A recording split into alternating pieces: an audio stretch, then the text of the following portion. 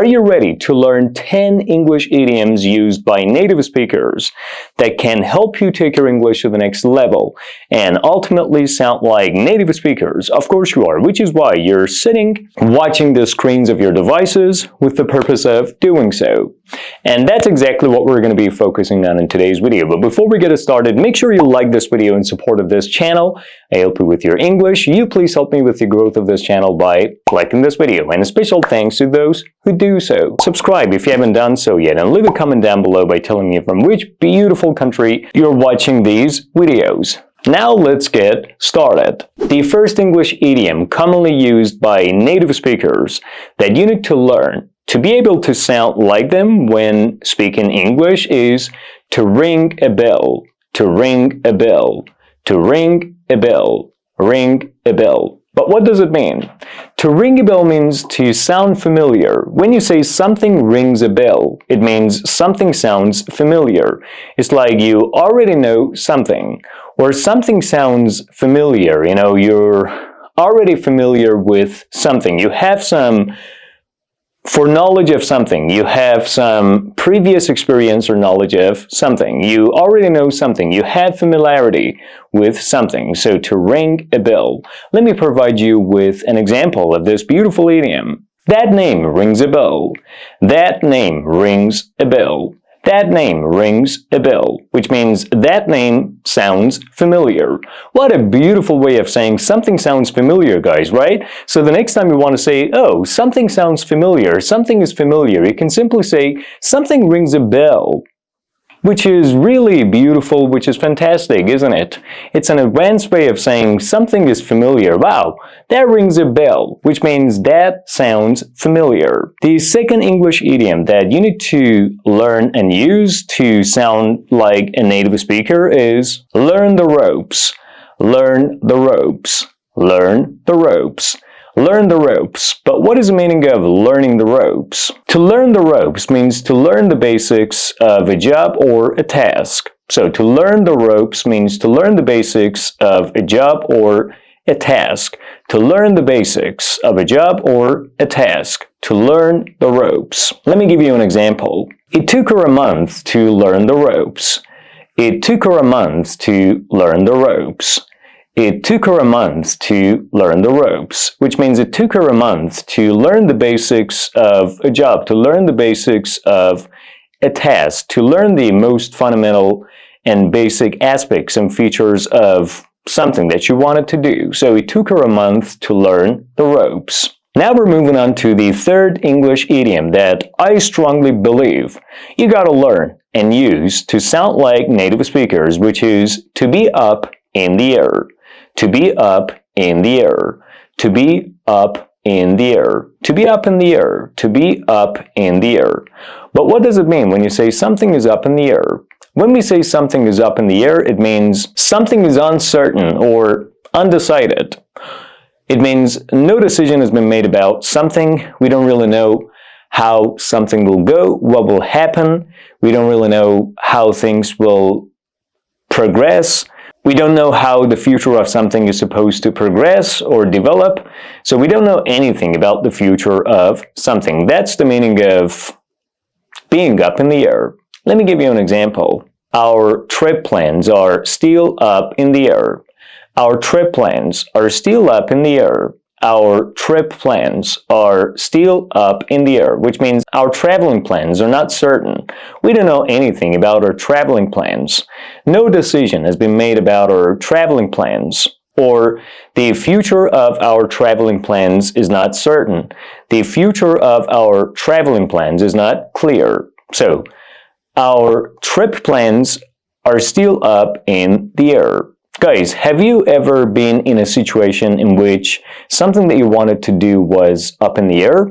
What was the situation like? And why was it up in the air? And what did you do exactly to get out of that situation, that uncertain situation? Comment the answers to all the questions I asked you down below in the comment section. So, to be up in the air. Alright, now let's move on to the next English idiom that I strongly believe you gotta learn and use to take your English to the next level and sound like native speakers, which is to be in hot water.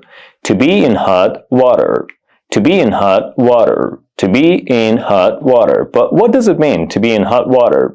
Well, when we say someone is in hot water, it means someone is in trouble. So to be in hot water means to be in trouble. Usually some serious trouble, deep trouble, like big trouble. So when you're in hot water, that means you're in serious trouble.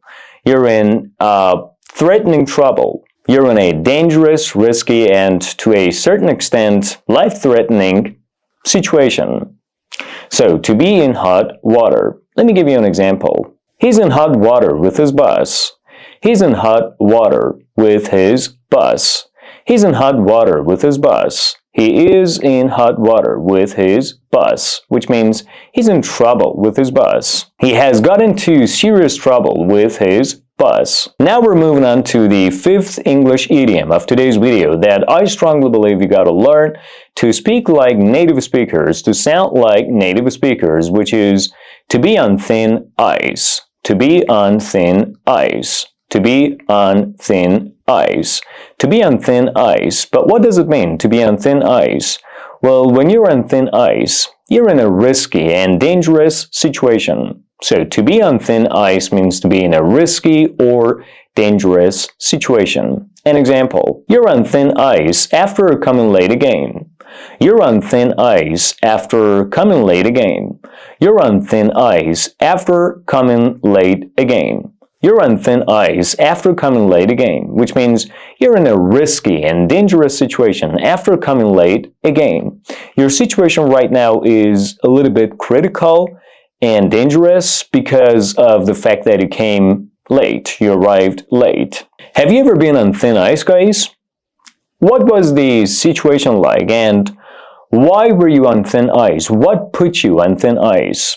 Answer the questions I asked you in the comment section, not only to provide a response to the questions, but also practice using the English idiom that we're working on. So, to be on thin ice. I was on thin ice when I realized that I had failed my test, which means I was in a dangerous and risky situation, especially after I realized that I had failed my test. I had not passed my test. Now let's move on to the next English idiom that you gotta learn to sound more advanced and to speak like native speakers, which is in the nick of time, in the nick of time, in the nick of time, in the nick of time. What does it mean? What do we exactly mean by using in the nick of time? Well, when we say something happens in the nick of time, what we mean is that something happens just in time before it gets too late, right? So something happens just in time before it gets too late. An example, he arrived in the nick of time for the show. He arrived in the nick of time for the show. He arrived in the nick of time for the show. He arrived in the nick of time for the show, meaning that he arrived just in time before it gets too late for the show. Now let's proceed to the idiom number 7 of today's video that you gotta learn to take your English to the next level and sound like native speakers, which is a tough pill to swallow. A tough pill to swallow. A tough pill to swallow. A tough pill to swallow. But what does this idiom exactly mean? A tough pill to swallow. What does it exactly mean when we say something is a tough pill to swallow? A tough pill to swallow is actually an unpleasant and difficult situation to accept. So when we say something is a tough pill to swallow, what we mean is that something is difficult and unpleasant to accept. So when something is described as being a tough pill to swallow, what we mean is that it is difficult, unpleasant, intolerable, unbearable to accept or to be accepted.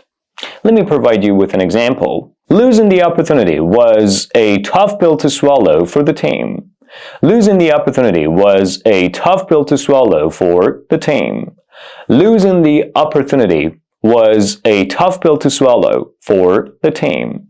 Losing the opportunity was a tough pill to swallow for the team, which means losing the opportunity was a difficult and an unpleasant situation to accept for the team.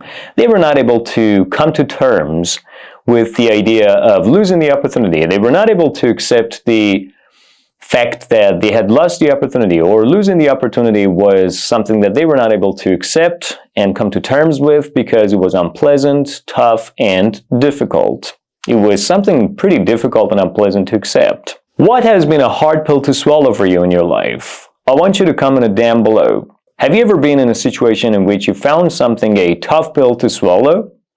Why did you think it was a tough pill to swallow, and what did you exactly do about it? Comment all the answers down below.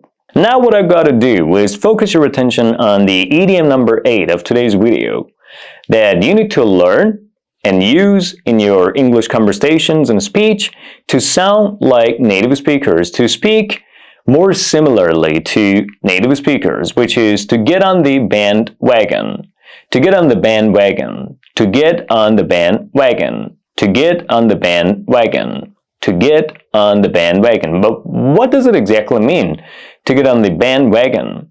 What do we exactly do when we get on the bandwagon? Well, to get on the bandwagon means to join a trend or an activity that is already popular. So when you get on the bandwagon, you join an activity or an event or a trend that is already popular. So by getting on the bandwagon, what you do is join an activity or a trend that is already popular. So to get on the bandwagon. Let me provide you with an example. After seeing everyone else sign up for the gym, she decided to get on the bandwagon. After seeing everyone else signing up for the gym, she decided to get on the bandwagon. After seeing everyone else signing up for the gym, she decided to get on the bandwagon. After seeing everyone else signing up for the gym, she decided to get on the bandwagon, which means after seeing everyone else sign up for the gym, she decided to join the trend. She decided to join the activity that is already popular, which is the activity of signing up for the gym. So she decided to sign up for the gym as a result of the influence of others doing the same thing, as a result of the impact of other people doing the same thing. So to get on the bandwagon can also mean to go with the flow. You do what others do. You do something that is popular. You try to follow the same trend as others do, or you try to go with the flow or swim with the current or with the tide, right? So to get on the bandwagon. Guys, I'll get a quick question for you. When was the last time that you got on the bandwagon, and what made you do so? What drove you to get on the bandwagon, and what did you exactly do? Comment the answers down below, not only to provide a response to my questions, but also to practice the idiom that we're working on, to learn the idiom more deeply and gain a better understanding of it. Now we're moving on to the English idiom number 9, which is to be at your wits' end. To be at your wits' end. To be at your wits' end. To be at your wits' end means to be frustrated, disappointed, and confused, that you don't really know what to do next. You feel confused in a situation because things have happened which are beyond your knowledge, and you can no longer think to make the right decision to do something about the situation in which you are. So to be at your wits' end actually emphasizes the idea that you're not able to make the right decision, you're not able to think clearly, and you don't really know what to do next because you feel confused or frustrated. So to be at your wits' end. She was at her wits' end trying to fix the issue. She was at her wits' end trying to fix the issue. She was at her wits' end trying to fix the issue. She was at her wits' end trying to fix the issue. She was at her wits' end trying to fix the issue, which means she was confused, frustrated, and disappointed, and she didn't know what to do next. She was not able to think clearly and make the right decision in the situation in which she was. So she was at her wits' end trying to fix the issue, which means while fixing the issue, she was confused, she didn't know what to do, and she was not able to think clearly to make the right decision or to find out what she was supposed to do, what she had to do in that situation. Have you ever been at your wits' end? What did you exactly do to get out of that situation and handle things or manage things? So what did you exactly do? Have you ever been at your wits' end? Well, provide a response to the questions in the comment section. And finally, we're getting to the idiom number 10 of today's video that I believe you gotta learn, or if you have not learned, you should have learned earlier in order to sound like native speakers, which is to read between the lines, to read between the lines, to read between the lines, to read between the lines. What do we exactly do when we read between the lines? Does it have to do with reading things, reading books, reading stuff? The answer is no. When you read between the lines, you try to gain an understanding of the hidden meaning of something. So to read between the lines means to try to understand the hidden meaning of something. So to read between the lines. Let me give you an example. You need to read between the lines of that message. You need to read between the lines of that message. You need to read between the lines of that message. You need to read between the lines of that message, which means you need to understand the hidden meaning of that message. You need to gain an understanding of the hidden meaning of that message. And that's about it, guys. In today's video, you learned 10 highly practical and useful English idioms that enable you to take your English to the next level and also sound like native speakers, speak English in the same way as native speakers do. Let's review them together, one by one. Ring a bell, ring a bell. Learn the ropes, learn the ropes. To be up in the air, to be up in the air. To be in hot water, to be in hot water. To be on thin ice, to be on thin ice. In the nick of time, in the nick of time. A tough pill to swallow, a tough pill to swallow. Get on the bandwagon, get on the bandwagon. At your wits' end, at your wits' end. Read between the lines, read between the lines. And that's about it. Now what I want you to do is like this video in support of this channel, and thank you for doing so. I help you with your English. You kindly help me with the growth of this channel by liking this video. Subscribe if you haven't done so yet, and leave a comment down below by telling me from which beautiful country in the world you're watching my videos. I'll be back soon with another video.